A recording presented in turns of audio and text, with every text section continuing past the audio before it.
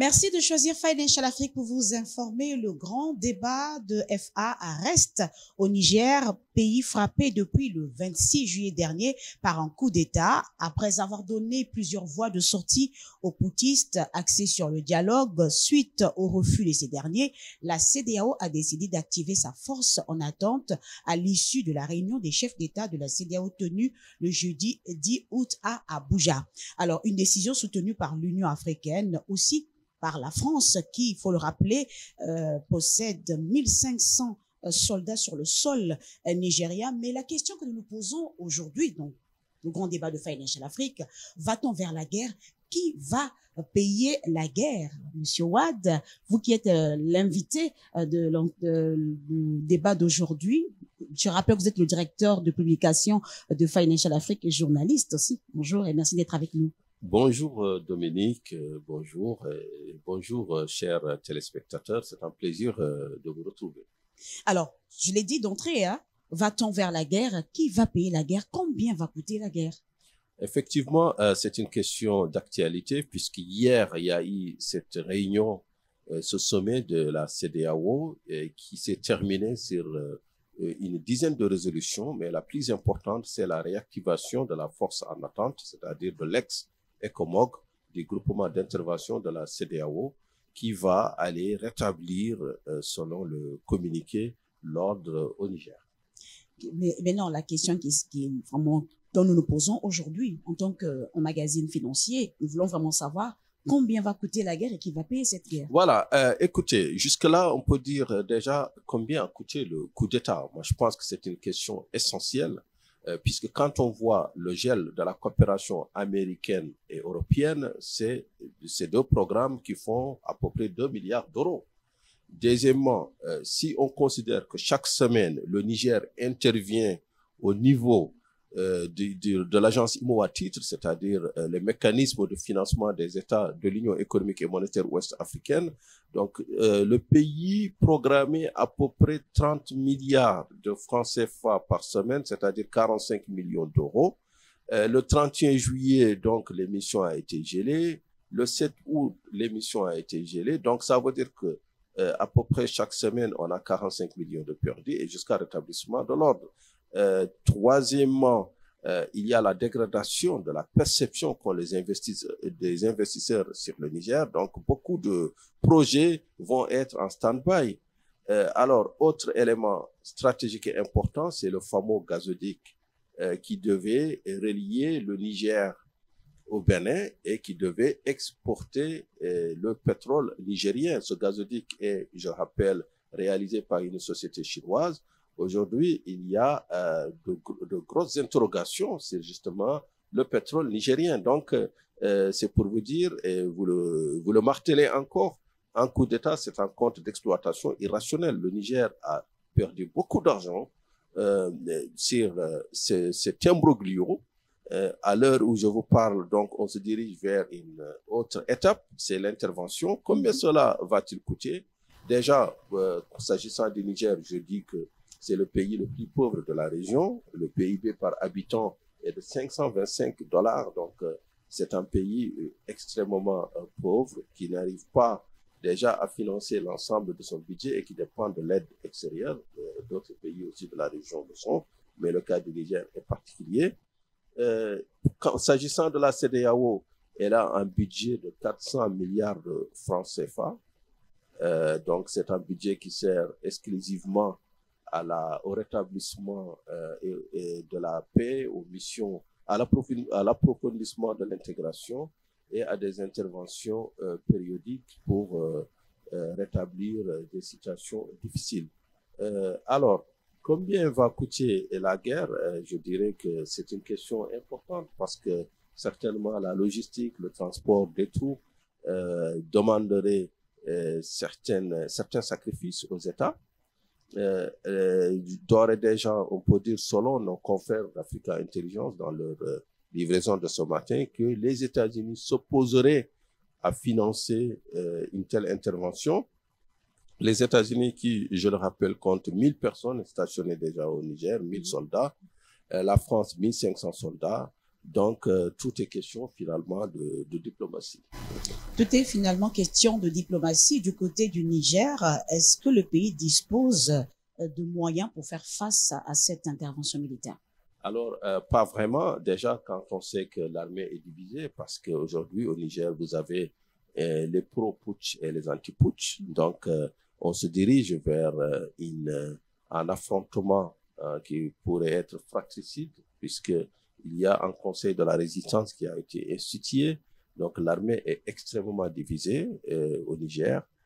J'ai du mal à voir comment le pays ferait face aux dépenses qui exigent ne serait-ce qu'une guerre défensive, puisque ils seront tentés peut-être de protéger les édifices stratégiques, de protéger Niamey, s'il y avait bien sûr une attaque.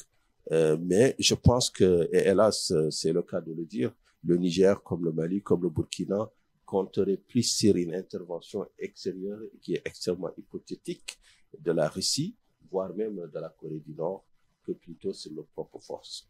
Alors, donc, par rapport à ce que se profile à l'horizon, on tend vers une intervention militaire de la CEDEAO au Niger. Alors, le président Tebboune, le président algérien, a affirmé le 5 août dernier qu'une intervention militaire est une menace directe pour son pays. Quel impact peut avoir cette intervention sur l'Algérie? Écoutez, il a raison. L'Algérie partage à peu près 1000 kilomètres de frontières avec le Niger. Mais rappelons que le président Abdelmajid Tebboune, le président de l'Algérie, a été le premier, dès le 26 juillet, à condamner le coup d'État et à exiger le retour à l'ordre constitutionnel, c'est-à-dire le retour du président Mohamed Bazoum. Maintenant, les inquiétudes sont légitimes quand on sait combien la frontière reliant les deux pays est poreuse et combien les groupes armés, les contrebandiers sont actifs dans la région. Je pense que l'Algérie reste dans ses principes d'exiger le retour à l'ordre constitutionnel, le retour du président élu, mais tout en attirant l'attention de ses partenaires de la CEDEAO sur le danger qu'il y aurait à faire une intervention militaire. J'ai envie de dire que l'Algérie, d'ailleurs, est beaucoup plus proche des positions de la CEDEAO, puisqu'elle réclame le retour à l'ordre constitutionnel, mais elle s'inquiète justement du coût sécuritaire d'une intervention, surtout quand celle-ci s'avérerait longue. Alors, nous avons posé la problématique de combien va coûter la guerre, mais combien va coûter la non-guerre? Justement, c'est ça la question. Si la CEDEAO fait marche arrière. À mon avis, la question à laquelle, la seule qui va d'ailleurs du point de vue stratégique, c'est combien coûterait la non-intervention, la non-guerre? C'est-à-dire que si tout le monde dit, moi je balaye devant ma porte, c'est mon voisin, je n'interviens pas, je ne m'ingère pas dans les affaires du Niger, c'est-à-dire, c'est la CEDEAO renonce à ses principes, renonce à ses traités, renonce à ses conventions et elle va rapidement s'effondrer parce que après le Niger, ce serait à qui le tour, parce que vous savez, c'est un effet domino depuis 3 ans. On est au 4e coup d'État, 6 coups d'État d'ailleurs, 4e pays, mais 6 coups d'État dans 4 pays, donc c'est extrêmement inquiétant. Et là, il y a beaucoup de pays qui n'ont pas encore atteint un niveau d'institutionnalisation très élevé, donc qui seraient menacés directement par les casernes. S'il y a une seule inquiétude, c'est vraiment la non-intervention. Parce que d'aucuns pensent que oui, il faut tout faire pour éviter la guerre, je suis d'accord. Il faut tout faire pour privilégier le dialogue jusqu'à la dernière minute, à la dernière seconde, avec tous les moyens, tous les arguments. Si on peut éviter la guerre, tant mieux. Par contre, on ne peut pas tolérer une telle situation parce que c'est un président élu pour un mandat par le peuple nigérien souverain. Il faudrait que ce peuple souverain puisse le sanctionner ou le reconduire lors de la prochaine élection. C'est ça la démocratie. Mais laisser des militaires censés aller au front, censés aller défendre la sécurité de leur pays, laisser ces militaires même retourner les armes contre nos institutions, à mon avis, il faudrait, le plus vite serait le mieux, il faudrait intervenir. Alors, les putschistes ont déjà mis en garde que si une intervention militaire surgissait, cela mettrait en danger la sécurité, même l'intégrité physique du président Bazoum ainsi que celle de sa famille. Alors, comment réagir face à ces propos? Oui, il y a des paramètres à prendre en compte par ceux qui sont chargés justement de conduire cette guerre. Et parmi ces paramètres, il y a une prise d'otage. Ce n'est pas nouveau.